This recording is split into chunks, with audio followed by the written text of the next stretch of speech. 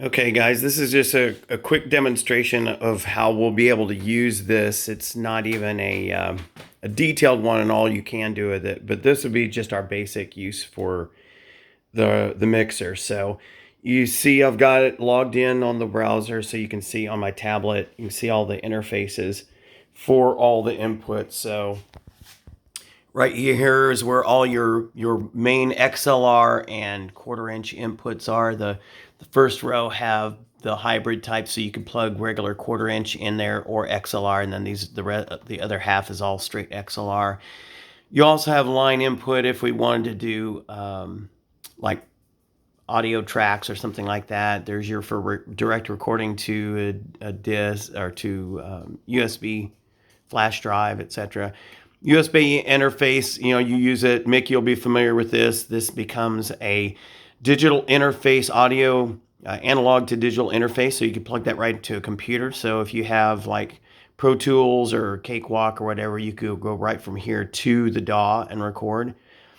So, and then here are your aux outputs. So this is how many different monitor channels plus the master outputs that we could do. So there's 10 really total if you treat those as aux type outputs as well.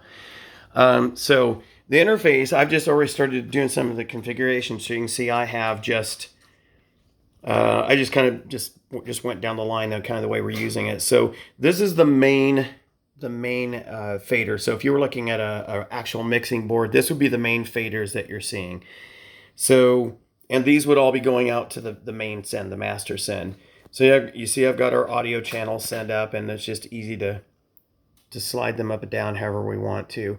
And that only affects the master sends. So it'd be the main faders, whatever we wanted to do.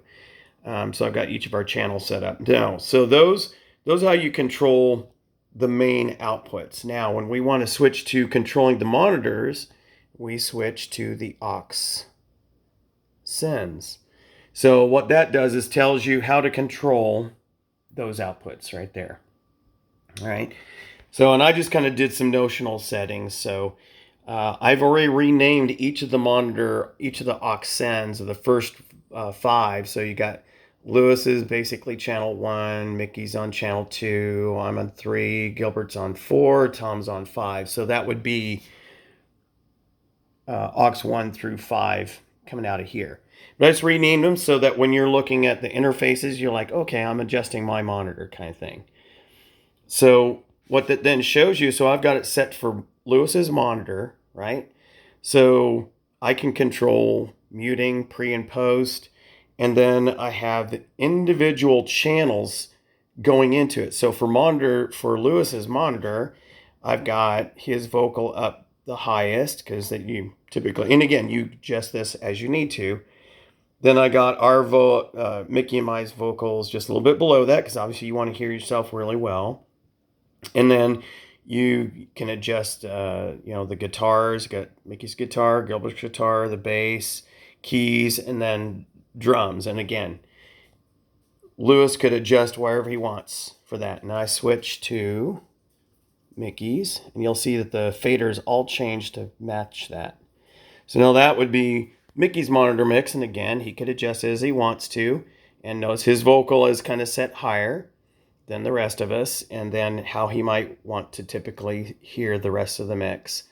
And then same right down the road, switch to Rob's. I can hit that while I'm doing the video. There you go. So you saw all the faders change automatically, and so that would be how I hear it. And then same for Gilbert. That would be an example of how he would hear things based on what he sensed, and then ultimately Tom. And again, you adjust it however you need to, and you would pull this up on your phone or whatever and make your adjustments. And oh, by the way, for each one of those, if you go over here, you have the master level. So once you balance what you need to balance, if you want the overall level of your monitor go up, then you would go over to here and adjust. Oops. You would adjust the master send for that aux so that everything stays the same relatively, but it just bumps up or down that monitor for you. And you notice that it shows, hey, I'm adjusting the master send for Tom's monitor, and that's also the one I have highlighted. When I switch to, let's say, Mickey's, now you see that that one says Mickey's monitor. So it's pretty straightforward. And again, this is all run off your browser. So it doesn't look as nice on the phone because it has to try and shrink it and let you work with it there. So it definitely looks nicer on a tablet, but it does work really well on the phone. So this is just a real quick how we would be using it in our situation. And hopefully this will help you kind of get oriented as we start to incorporate this into our practices.